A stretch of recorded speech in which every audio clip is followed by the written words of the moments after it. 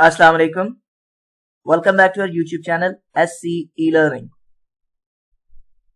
आई hope कि आप सब खैरियत से होंगे और आज की ये वीडियो जो है ये इंतहाई इंपॉर्टेंट है, तो काइंडली इस वीडियो को लास्ट तक लाजमी देखिएगा।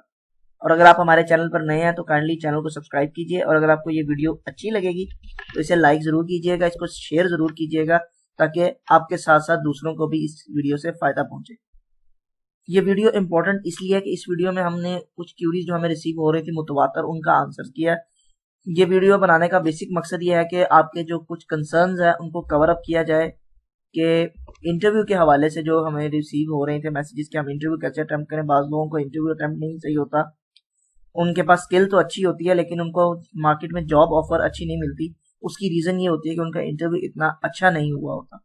तो बेसिकली आज की ये वीडियो बनाने का जो बेसिक मकसद है वो ये है कि आपके साथ वो टिप्स शेयर की जाएं कि आप किस तरीके से अपना एक इंटरव्यू को बेहतर तौर पर क्रैक कर सकते हैं और इंटरव्यू के अंदर आपसे क्या कॉमन क्वेश्चंस किए जा सकते हैं और उनको आपने कैसे आंसर करना है। क्योंकि बाज़ औक़ात हम बहुत जो क्वेश्चन होते हैं out of the box question उनके हम बहुत प्रिपेयर्ड होते हैं, लेकिन कुछ कॉमन क्वेश्चन ऐसे होते हैं कि जिनका हम प्रॉपर आंसर ही नहीं कर पाते और इंटरव्यूअर जो है उस पर एक अच्छा इम्पैक्ट नहीं क्रिएट कर पाते। तो इसके हवाले से आपके लिए जो है ये वीडियो लाजमी देखिएगा एंड तक, ये काफी इंपॉर्टेंट आपके लिए और इंशाल्लाह ये आपको आपके प्रोफेशनल करियर में जरूर हेल्प आउट करेगी जहां पर भी आप इंटरव्यू देने जाएंगे। तो बेसिकली इस वीडियो के अंदर जो है आपको ये सब कुछ जो है ये सारे टिप्स इंशाल्लाह हम शेयर करेंगे। तो इंटरव्यू वैसे इंपॉर्टेंट क्यों है, वो इसलिए है कि किसी भी जगह पर जब आप जॉब के लिए अप्लाई करते हैं आपका रिज्यूमे जाता है तो जो बेसिक जो एक डोर है आपका जो आपकी डोर टू सक्सेस कह लें या डोर टू अ जॉब है, वो ये है कि आप इंटरव्यू कितना बेहतर तौर पर अटेम्प्ट करते हैं। अगर आपका इंटरव्यू आप प्रॉपरली क्रैक कर पाए तो जॉब आपके लिए कंफर्म है, आपको मार्केट बेहतर जॉब ऑफर कर सकती है। तो इसलिए इंटरव्यू को बहुत सीरियसली लेना चाहिए, इसके लिए वेल प्रिपेयर्ड रहना चाहिए, ये बहुत इंपॉर्टेंट है। अब बात करते हैं कि क्या इंपॉर्टेंट क्वेश्चंस आपसे किए जा सकते हैं, उनको आपने कैसे आंसर करना है और क्या कुछ आपने इंटरव्यू के दौरान करना है और नहीं करना। इन दोनों चीजों को हम डिस्कस कर लेते हैं इन डिटेल। तो जो सबसे पहला और कॉमन क्वेश्चन हमसे किया जाता है दैट इज इंट्रोड्यूस योरसेल्फ। यहां पर जो हम मिस्टेक करते हैं, बहुत सारे स्टूडेंट्स मिस्टेक करते हैं, जिसमें से ये होता है कि आपने फैमिली बैकग्राउंड पे डिस्कस करना शुरू कर देते हैं। कुछ लोग जो है वो अपनी यूनिवर्सिटी लाइफ के हवाले से डिस्कस करना शुरू कर देते हैं। कुछ लोग जो है ना वो अपने नेम से स्टार्ट लेते हैं, I am this, my father name is this, I live in this place. ये जो डिटेल्स हैं this is all irrelevant details के ऊपर आपको काम नहीं करना। तो पहले जो चीज है ये क्वेश्चन क्या है, इसका आंसर क्या है। मैं आपको इसका एक डेमो दे देता हूं कि एक क्वेश्चन है आपसे कि introduce yourself. Let's suppose your name is XYZ and you are an accountant. आप कोई भी प्रोफेशनल हो सकते हैं, आपको उसके हवाले से अपने इंटरव्यू को एडजस्ट करना है इस क्वेश्चन को। तो XYZ से क्वेश्चन किया जा रहा है कि आप इंट्रोड्यूस योरसेल्फ, तो उनका आंसर क्या होगा। Hello sir, my name is XYZ, I am an accountant by profession, I have done my MBA from ZQ University, Lahore. I have been working as an accountant at different designations at different companies in past 3 years. I have seen your ad in a newspaper and that's why I have applied for the post and I got your interview letter. That's why I'm here. This is a proper way कि आपने अपना introduction दे दिया, आपने अपनी education बता दी, then आपने अपना experience उनके साथ शेयर कर दिया। तो ये तीनों चीजें आपको लाजमी कवर करनी है। सबसे पहले अपना नाम, देन आपने अपने क्वालिफिकेशन शेयर करनी है, अपना प्रोफेशन शेयर करना है और उस प्रोफेशन के हवाले से अगर आपका कोई एक्सपीरियंस है तो आपने वो शेयर करना है। आपको अपना फैमिली बैकग्राउंड देने की जरूरत नहीं, आपको अपना होम एड्रेस देने की यहाँ पर जरूरत नहीं है क्योंकि रिज्यूमे के ऊपर आपका सब कुछ मेंशन होता है। सेकेंडली जो आपसे इंपॉर्टेंट क्वेश्चन किया जाता है जो कि एक कॉमन भी है लेकिन ये है कि आप वहां पर पजल भी होते हैं, वो होते हैं कि वाई आपने ये हमें यहाँ पे why you have applied for this post. आपको क्या लगता है, या आपने इससे किसी भी तरीके से किसी भी एंगल से पूछा जा सकता है कि आपने यहाँ पर अप्लाई क्यों किया, आपको क्यों लगा कि आपको यहाँ अप्लाई करना चाहिए। डिफरेंट एंगल से क्वेश्चन किया जा सकता है, why you have applied for this post. तो इसका आंसर करने का बेसिकली ये नहीं है तरीका होता। बाज लोग कहते हैं कि sir I was looking for a job and I have seen your ad and that's why I applied for it. No, that's not a proper answer. A proper answer should be that I have been working as a skilled professional from past 3 years at different organizations. I was looking for a better opportunity from my previous jobs.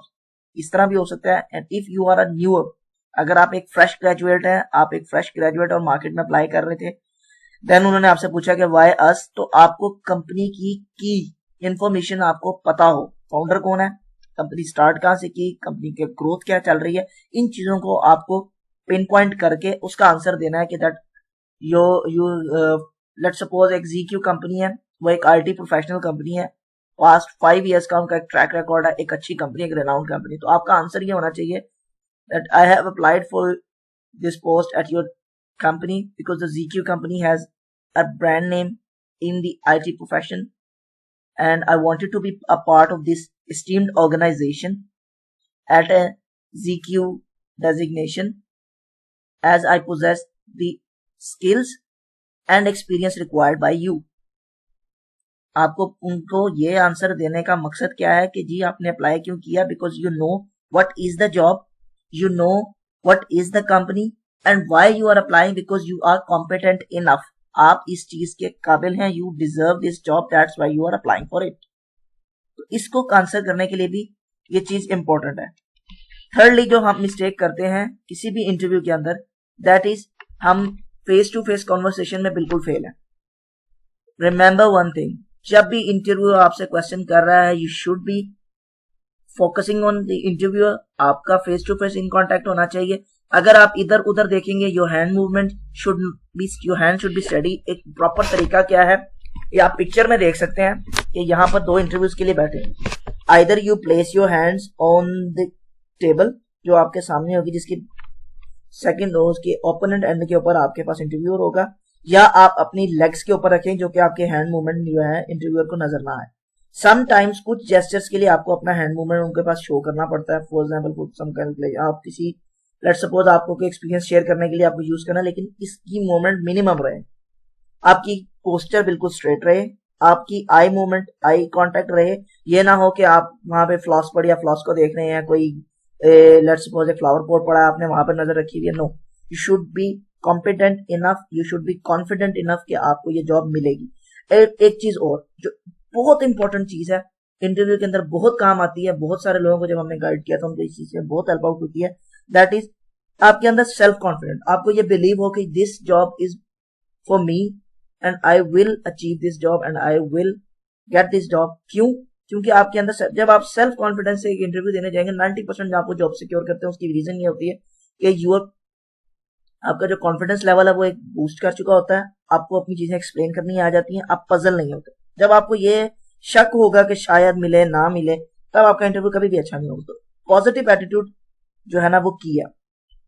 इसके अलावा आपसे जब आपके education की बात आएगी, एक question ये भी किया जाता है कि आपने एजुकेशन इंट्रोडक्शन में रिपीट कर दी, बता दिया। आपसे क्वेश्चन किया जा सकता है कि why from that particular university, आपने क्यों उस यूनिवर्सिटी को अप्लाई किया।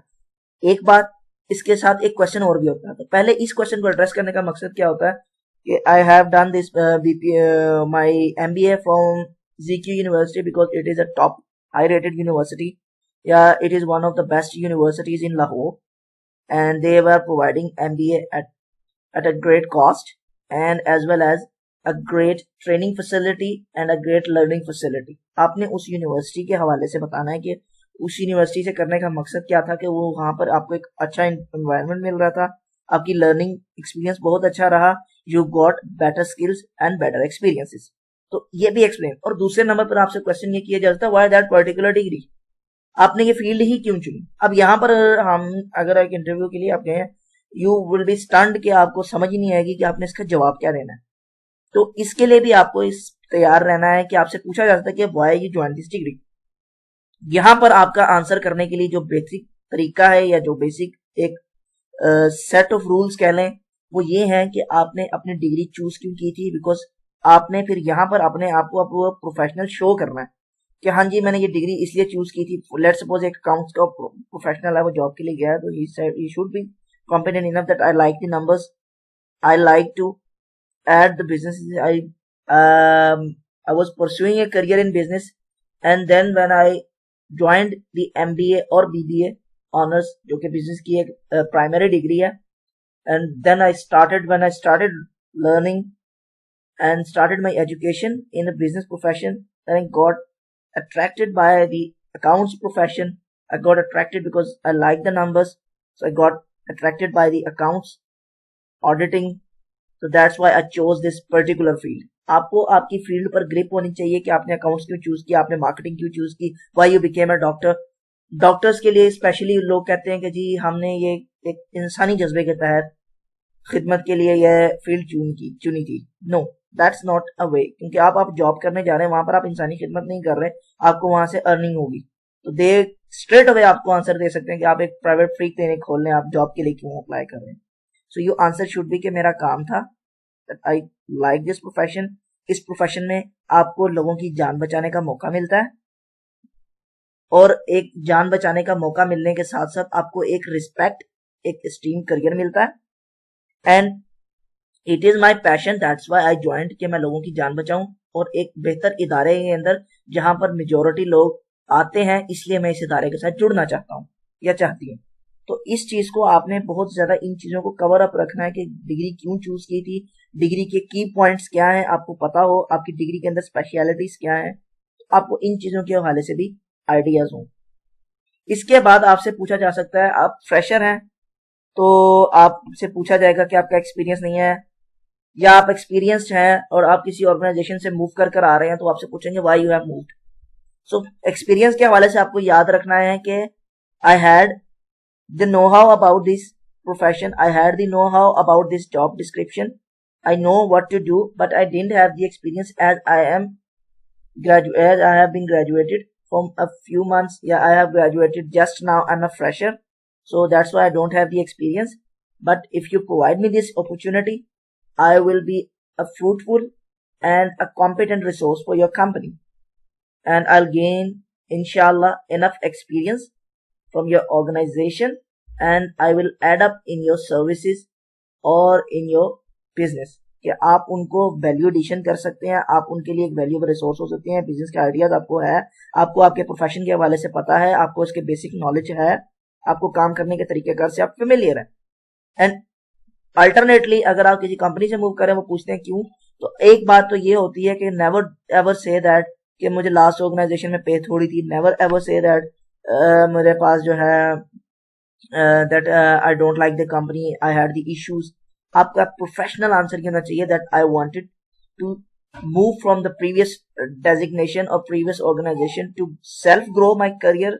मैं अपना करियर ग्रो करना चाहता हूँ, for career growth, and to gain enough experience and to gain a quality experience at your esteemed organization. आपने उनकी ऑर्गेनाइजेशन की यहाँ पर थोड़ी सी बढ़ाई कर लेनी है कि आपकी ऑर्गेनाइजेशन एक बेहतर एक्सपीरियंस प्रोवाइड कर सकती है, एक बेहतर करियर अपॉर्चुनिटी दे सकती है, और मैं खुद को ग्रोथ करता देखना चाहता हूँ. That's why I am coming to apply and I have applied for your company.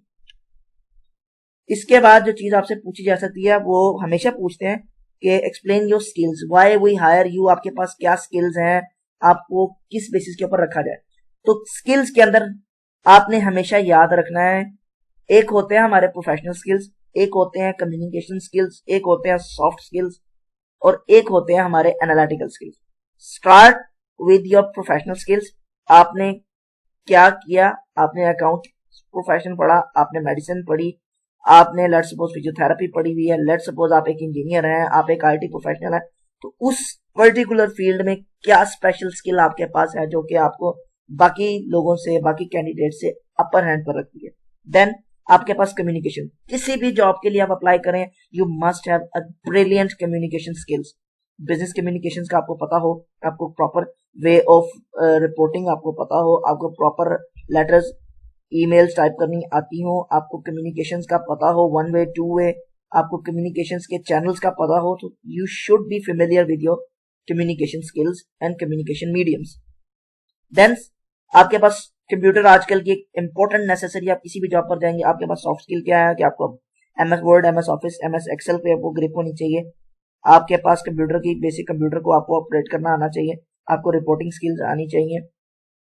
ठीक है, फिर आपके पास जो चीज है वो आपकी वो स्किल्स आ जाती हैं कि जिसे आपको, लेट्स सपोज आप किसी भी प्रोफेशन में हैं, आपको अपने प्रोफेशन के अंदर आपको आपकी प्रेजेंटेशन स्किल्स नहीं आती. आपको लेट्स सपोज आप एक डॉक्टर हैं, आप डायग्नोसिस बेहतर कर सकते हैं, आपने रिपोर्ट पढ़ लिया, आप पेशेंट को ही एक्सप्लेन नहीं कर पा रहे, आपको प्रेजेंट ही नहीं करना आ रहा, तो यू आर अ फेल, आप उस काम में फेल है. तो इसलिए आपकी प्रेजेंटेशन स्किल्स भी उतनी बेहतरीन होनी चाहिए। सो इस क्वेश्चंस का वो आपसे जब भी पूछेंगे what are your strengths, what are your skills, तो आपने अपनी स्किल्स चारों पॉइंट ऑफ व्यू से एक्सप्लेन करनी है। आपकी टेक्निकल स्किल्स, आपकी प्रोफेशनल स्किल्स, आपकी analytical skills and your communication skills. You should have the grip on it. और ये कोई एक आपके लिए एक बहुत बड़ा कोई मसला नहीं है। आप एक दफा फोकस रह के इंटरव्यू से एक दिन पहले इन चारों पॉइंट्स को फिगर आउट करें। And remember one thing, interview के अंदर शायद आपको इंटरव्यू सिक्योर करने के लिए बहुत सारे लोग कह देते हैं कि आप ये भी कह दें, ये भी कह दें।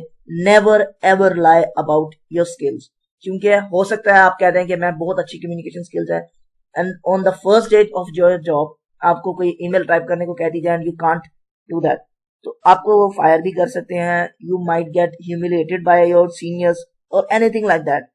तो उसके लिए बेहतर ये है कि स्किल हमेशा वो बोली जाए जो आप कर सकते हैं। It will help you in your profession.